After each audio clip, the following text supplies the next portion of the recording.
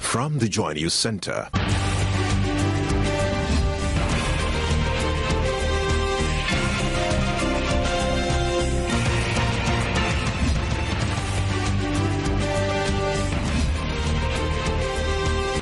This is News at 8.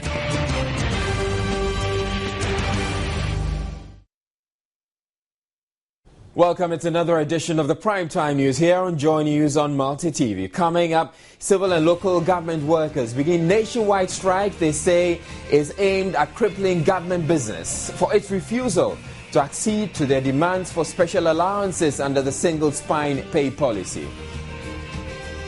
Volta River Authority complains recent increases in electricity tariffs are still not enough to meet their cost and warn they may be forced to resort to load shedding. Government claims successes in improving access to potable water over the last 4 years. National Media Commission proposes a review of Code of Conduct for media houses because it says some are stretching the freedoms granted them by the Constitution. And 24 Ghana cedis may mean a snack to you, but to a poverty-stricken family here in Accra, that's their government handout for a whole month. We also have business, the latest on the Black Stars preparation for their clash against Egypt tomorrow, showbiz and international news coming up.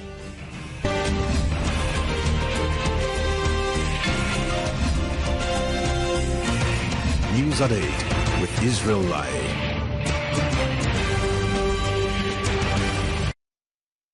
In our very first story, the Volta River Authority has described the recent increase in electricity tariffs awarded them by the Public Utilities Regulatory Commission as inadequate to meet their costs and is threatening to resort to power rationing unless it is reviewed upwards. At a news conference addressed by its acting chief executive, it says though it requires a minimum tariff of 16 pesos to produce a kilowatt hour of electricity, the PURC awarded it less than 12 pesos. Engineer Kirk Kofi explains the revenue from the current tariff will not be enough to even buy crude oil for the operations. According to the VRA, the 11.49 pesos awarded it by the PURC cannot meet the 15.78 pesos cost of generation, which is even exclusive of maintenance and overhead costs. In our representation to the PURC, we had argued that even the cost of crude oil should get our tariff to 15.78 pesos per kilowatt hour. It must be noted that this cost did not include maintenance and overhead costs. The VRA's year-to-year or year-to-date average cost of production, including maintenance and overall costs, is weighted average of about 19.2 pesos per kilowatt hour, which is less than the 30% of what VR asked for. With the PURA's approved rate of 36%, what we receive is just 11.5 pesos per kilowatt hours of electricity produced. Regrettably, even with the current bulk generation tariff of 36%, total revenue stands at $900 million, while the authority's fuel bill alone stands at $1.3 billion, creating a deficit of about $400 billion. The authority, meanwhile, says the automatic tariff adjustment formula should not be tampered with so that future increases would be moderated and made more bearable for consumers rather than the one-off increase. It must be noted that since the last quarter of 2011, the PRC had imposed a freeze on quarterly tariff adjustment in spite of rapid depreciation of the cedi against the dollar, explosion in fuel costs, and large volumes of crude oil purchases, and problems associated with natural gas supply for Nigeria. We believe that the way forward is for the PRC to apply the automatic tariff adjustment formula to allow for gradual tariff increase and thus give a breather to electricity consumers. This approach is sustainable and economically manageable. While we sympathize with the public dissatisfaction with the current electricity tariff increase. We believe that we must be careful not to take any action to deter private or even government investment in the energy sector. He emphasized that even with the 36% tariff adjustment, the VRA is putting in place workable measures to give Ghanaians quality service. Our government has announced what it says has been a significant improvement in access to potable water in the country in the last 4 years of the NDC administration.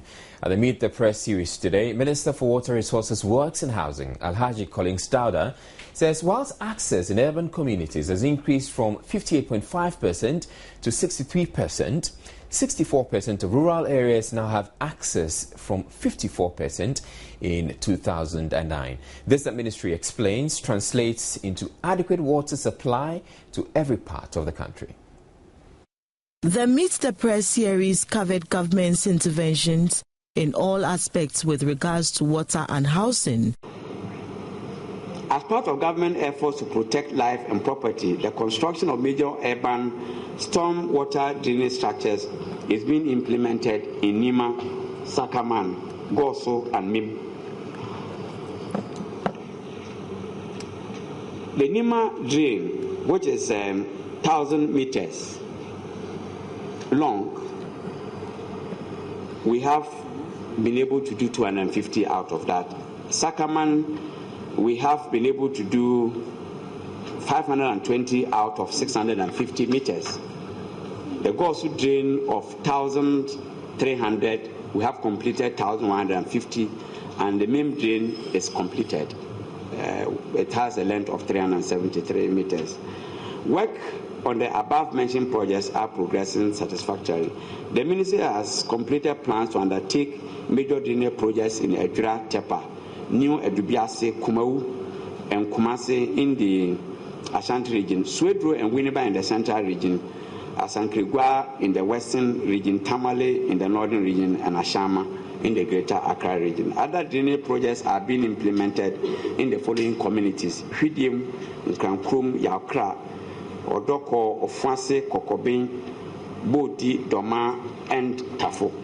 He indicated the Pong water supply expansion project is being carried out at an estimated cost of $273 million with funding from government and China's Exim Bank. Mitigating flooding in the country, a flood early warning system has been developed and commissioned this year for the 3 northern regions. The Hydrological Services Department is collaborating with the Water Resources Commission and the Ghana Meteorological Agency to make use of flood models for the flood early warning system to forecast floods in the White Volta area basin, White Volta River Basin for disaster prevention. The following coastal protection projects, which commenced in the last 2 years, are ongoing. The Sakumono Sea Defense Project, which commenced in November 2011, has been completed. Gabion revetment with armor rock to and backfilling over a coastal stretch of 1,700 meters was constructed. The second phase of the project has started. The final phase of the Job 600 project, he announced, is underway but could not give a timeline for its completion. The project was expected to have been completed by August 2012, but some modifications were made in the final stages. Etonamsi, Joy News. Members of the Civil and Local Government Staff Association of Ghana, CLOGSAC, have embarked on an indefinite nationwide strike in protest of unpaid allowances by government. Joy News' Eric Curtis Howard reports Monday's distress action affected government business as staff at several offices at the ministries and other state agencies were prevented from working. On a normal Monday morning at the Registrars General's Department, scores of working-class Ghanaians would have been seen in long queues to transact one form of business or the other. But unfortunately, That was not the case on Monday, October 14, the first day of the CLOSAC strike. The main gate leading into the premises was actually locked to prevent access, leaving quite a number of visitors and clients stranded at the entrance. And the security officers at the gate will not budge to please.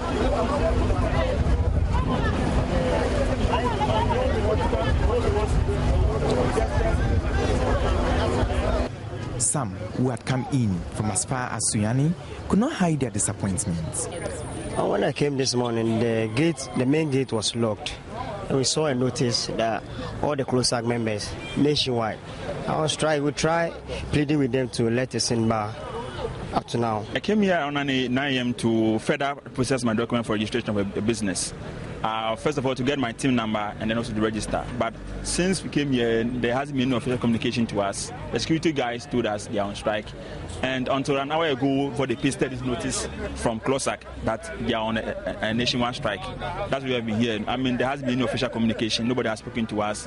They will just not listen to us or we allow it inside. They are saying that there are no officers inside to serve us. So we should go. I've got here this morning to know that the gates have been locked and a lot of people are here. We asked a few people, they said that they are on strike today. The leadership of CLOSAC, meanwhile, made sure their action will make the most impact by moving around the various government offices to ensure compliance. They even threatened sanctions for members who dared flout the directive. Members of CLOSAC, please, we are reminding you that a strike action is in effect from today, 14th of October 2013. Please lock your offices and go home. Do not report for jobs until further notice. Thank you. This is a humble reminder. The next one will be in a different form. Thank you. At the birth and death registry, the scholars who would typically troop there for their certificates were nowhere to be found. Our cameras captured a rather deserted area with just a few people loitering. Strolled through some offices' review. Most doors were under lock and key. CLOSAC members say they will continue the strike action so as long as government fails to heed to their demands. And in the Ashanti region, the situation was no different as many offices journeys visited were locked up. According to members of CLOSAC, until government resolves their grievances, they won't return to work.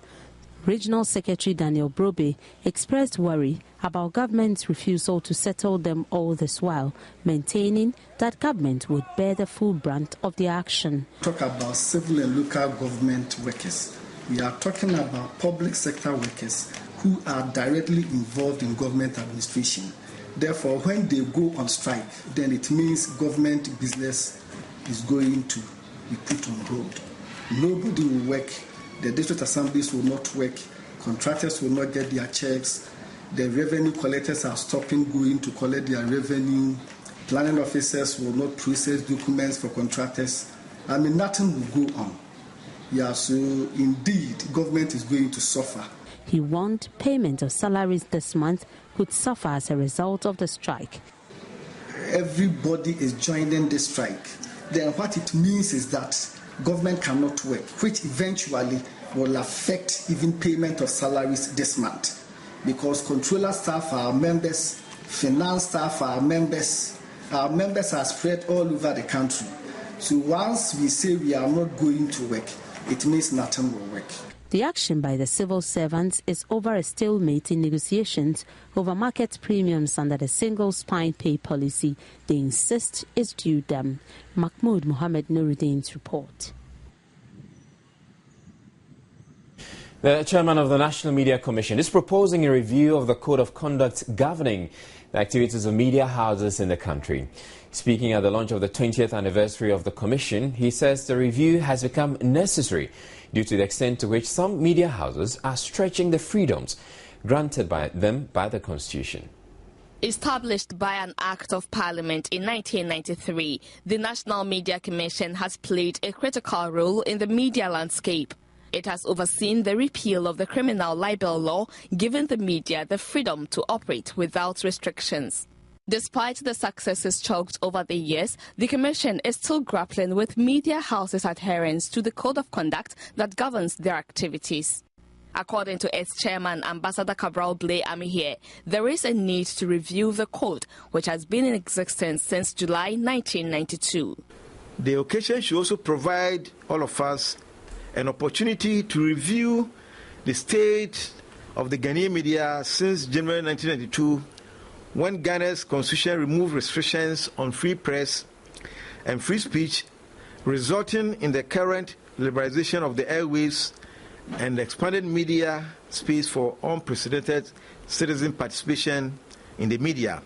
He added that despite the merited rave reviews for its contribution to democracy in Ghana, there is a strong body of evidence that points to public disappointment about how the media has stretched the freedom guaranteed by the Constitution to depths of irresponsibility. In other words, as one looks back on the first 20 years of the NMC, one must necessarily look at how both the NMC and the media under its watch have fared. That is the only way we can either visit Adam's original sin or the transgression of the Ghanaian media on the NMC, or do the charitable thing of absolving the NMC of any sins and omissions if the assessment points to that direction. The celebration will comprise stakeholders' meetings and lectures geared towards restructuring journalism practice in the country.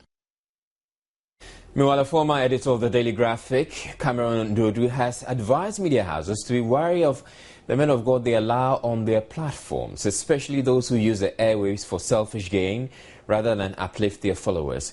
He was also speaking at the launch of the anniversary celebrations of the NMC. If this priest is a Christian, for instance, and it is shown that, in fact, his prophecy was a means of self-aggrandizement in the sense that he was publicizing himself, the journalist who published that thing has committed an offense not only against the populace but against the deity itself. Because if you are saying that God has spoken to you, only you, and what God said to you, it doesn't come in true, then what is God? So the prophet may not know himself that he is doing great damage to his religion or his church or whatever it is, but you as arbiters of information in the society ought not to aid and abet that. And that is precisely what you do when any priest gets up. This or that will happen, that or that will happen. The petition will be dismissed, the petition will be upheld, and you publish it.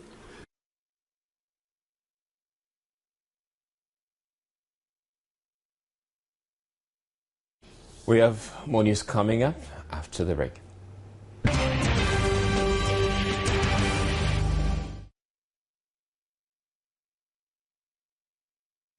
As part of efforts at improving the electoral system, the Institute of Economic Affairs, in partnership with the Ghana Political Parties Program, has held a two-day post-election workshop on practical recommendations for reforms. According to a senior fellow at the Institute, Dr. John Kwache, the workshop will provide a platform for constructive review of the current electoral system.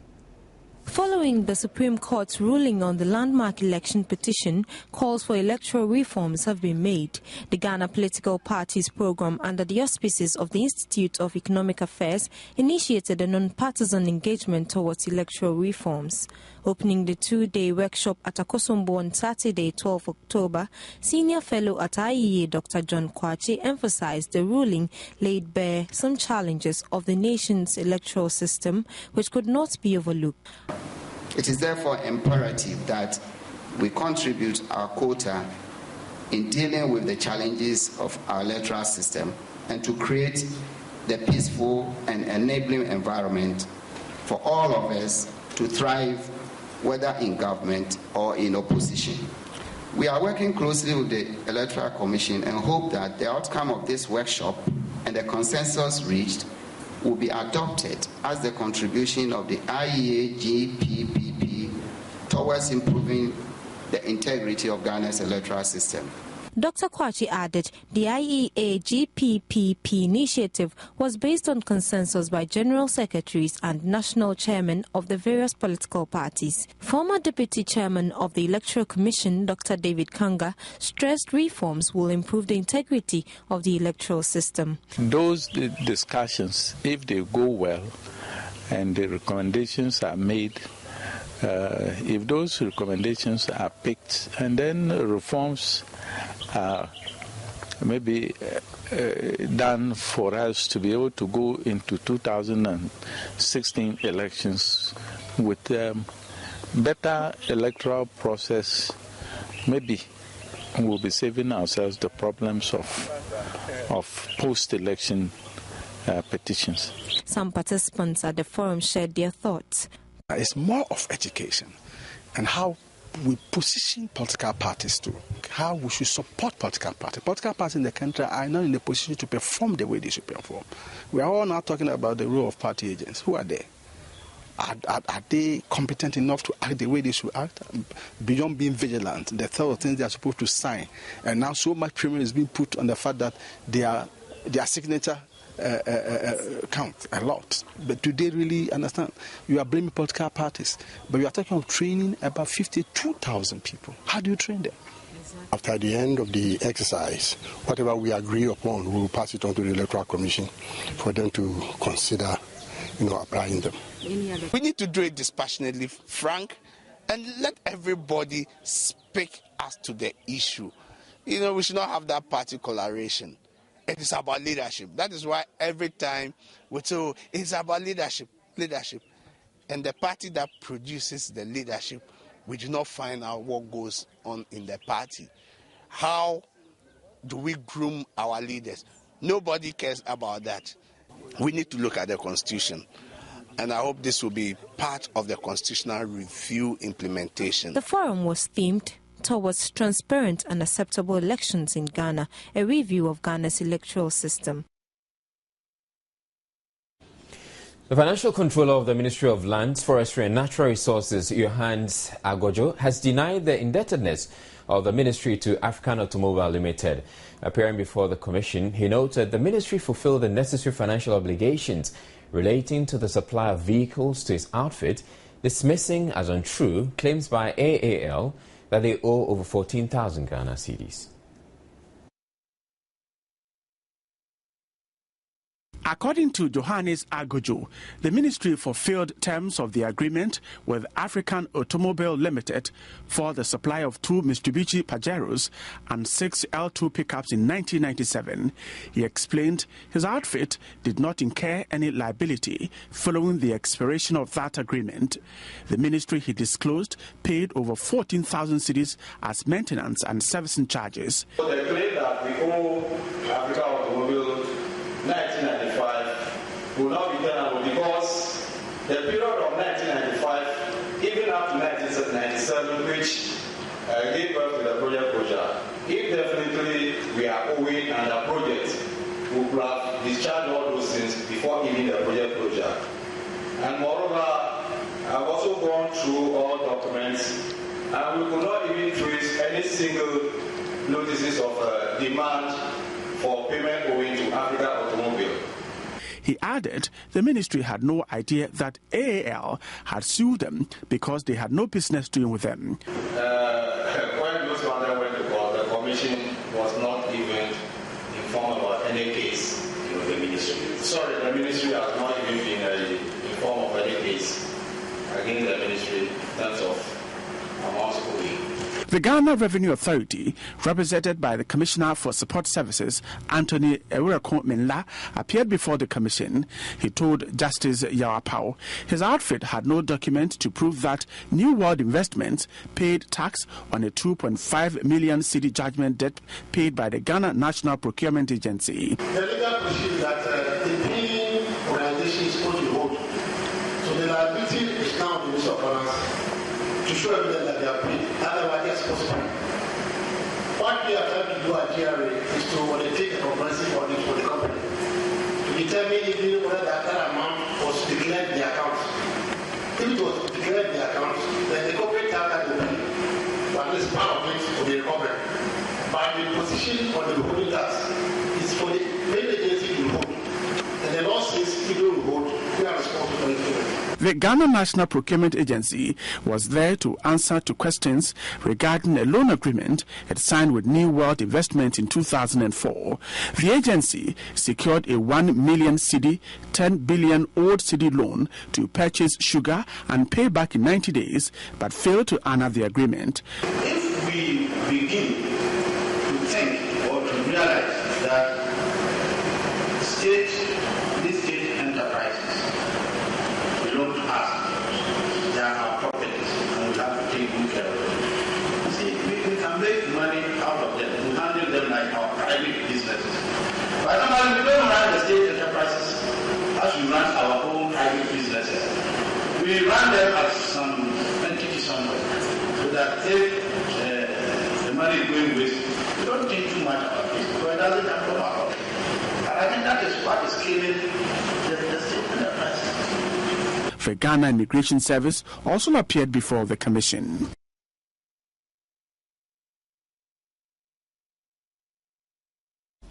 Also, the Kotokraba police in Cape Coast are on a hunt for armed robbers who attacked the teachers' quarters at the Ghana National College in Cape Coast, wounding 2 teachers in the process. The robbers who besieged the school on Monday dawn demanded car keys, laptops and mobile phones of teachers.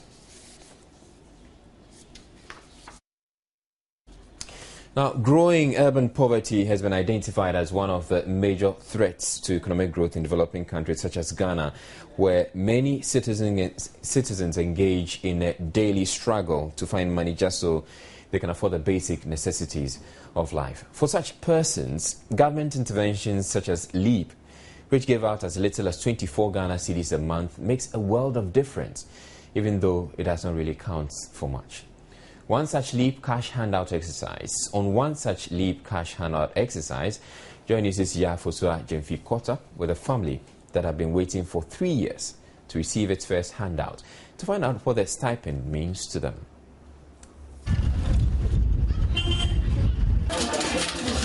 Victor Kwade and his wife, Victoria, have been living in this single room at Choco for the past 10 years. Victor has been crippled since childhood, but at 51 years, he has a family of 8, including 6 children, with the oldest being 14 and the youngest at age 3. The 3 youngest children are idling about at home today because they tell me their parents do not have any money to send them off. Belinda, why didn't you go to school today? Victor's wheelchair, meanwhile, can no longer support his commute in the neighborhood because the rubber tubes on the ties have all come off. Victoria, the wife, does not have a permanent job but goes about engaging in chores for people in the community. The meager wages she gets, she says, is what keeps the family going.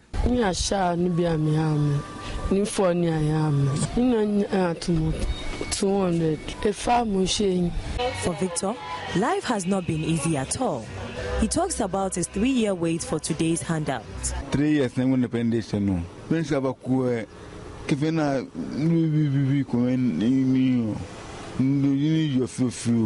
They are excited to have finally received their 120 Ghana cedis, even though it represents benefits accumulated over 4 months. They, however, wish they would get more. They are excited to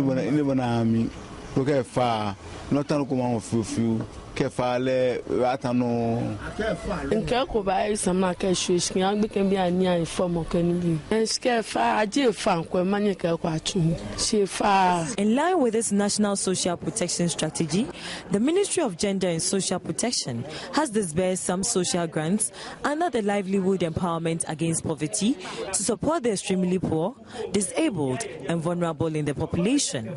With the challenge of LEAP not having consistent flow of cash, Sector Minister Nana Oyelitha plans to engage the Finance Ministry on ways to improve the system of payment to beneficiaries. Over 72,000 households are beneficiaries under the LEAP program. We are expanding. We started with 1,600 in 2008. We are now at 72,000. We're expanding to 100,000 by December and then 150,000 by April 2014. How regularly we are able to pay, I think that is a very big challenge, but we've engaged with the Ministry of Finance and we're working on that. The LEAP cash payment, which commenced on Monday, October 14, would be rolled out in 100 districts across the country.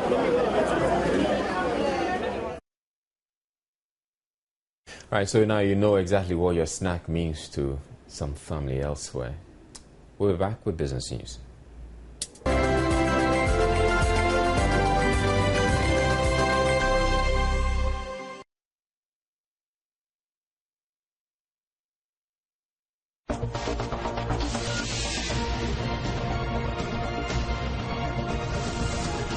Sports is brought to you in association with Smile. You've got Higo. All right, so definitely this evening we're all talking about the Black Stars, and I'm very much ready for that all-important game tomorrow at the Kumasi and Barima Sports Stadium. But let's first of all find out how all these things are panning out. Now, Egypt coach Bob Bradley says the Pharaohs will be looking to beat Ghana in tomorrow's Brazil 2014 World Cup player first leg at the Barima Sports Stadium. Despite Ghana's home advantage and the presence of top players including Michael Essien, Samoa Jan, Sula Muntari, Kwaja Samoa and Andre Yu, Bradley insists they will fight for a win in Kumasi tomorrow. Of course not. Egypt, these players have experience playing against Ghana, so anything that took place in South Africa with the U.S. doesn't apply now with this team. Bob, you've monitored the injury situation in the Black Stars camp. Is it going to be a plus for you? They have depth, but still, when you lose important players, it changes things. So I'm sure they have a plan, but we certainly are just trying to concentrate on making sure we're ready to go.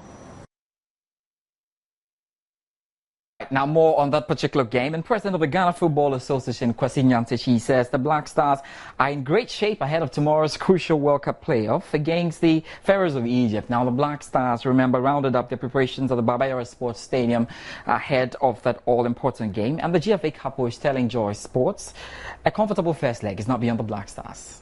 Any major injury concern in the team.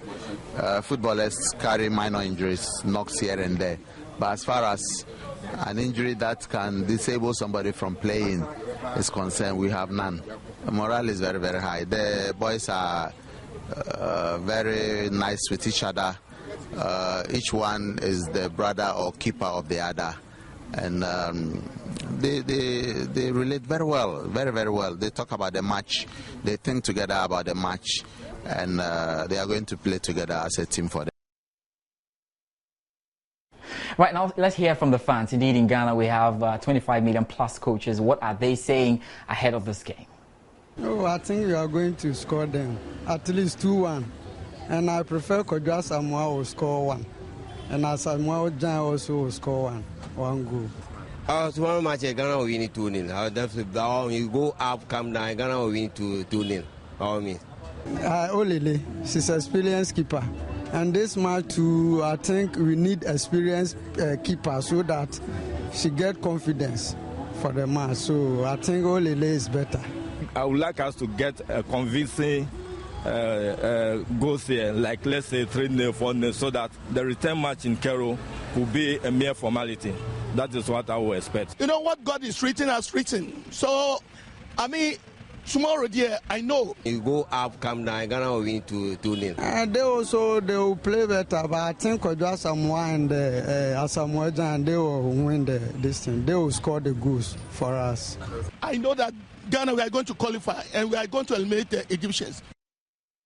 I just love one of the guys who spoke. He says, what God is written, he has written. Yeah, there's this other guy who said, if they go up and come down, just a mokos from cry. But how's the mood in camp like? I mean, especially with Olele, do you know if he's likely to start tomorrow? He's definitely one who can start tomorrow. I mean, it won't surprise anyone if Olele Kinsing starts tomorrow. There's been a growing, there's this argument going against, in his favor. Yeah. That, I mean, he has the mature, he's that matured, and he's the guy who can hold the defense together because we have a weak defense. How true is that? Let me quickly push this one out there. The thing about Olele Kinsing is, if you play him, if he starts, it's all the better because if you're putting Fatal Dado or Adam Lassen Korase, they know there's Olele on the bench, and that pressure might just be too much. So don't be too surprised if Olele can gets to start. Wow. Obviously, that'll be over sports tonight. From Olele facts to Olele being the number one goalkeeper. And we'll see how it all pans out. Definitely, that'll be over sports. I'm getting ready for the game. I'm going to be playing. I'm going to play this. All right, we'll be back with more. Sports was brought. Nigerian actress Mona Lisa Chinde says she loves the Ghanaian movie industry with Majid Michel as her favorite Ghanaian actor. Showbiz caught up with Mona Lisa, who was in town for the Ghana Fashion Week and Fashion and Design Week at her hotel in Accra. I really like to see Ghanaian movies. All the movies, they just have they tell their stories the way as it is here. There's a way they tell well, Africans are like that anyway.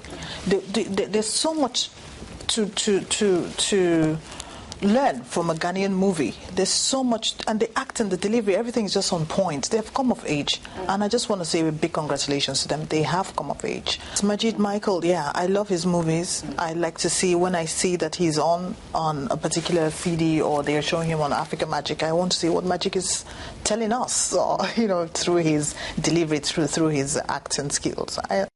Yeah. Music.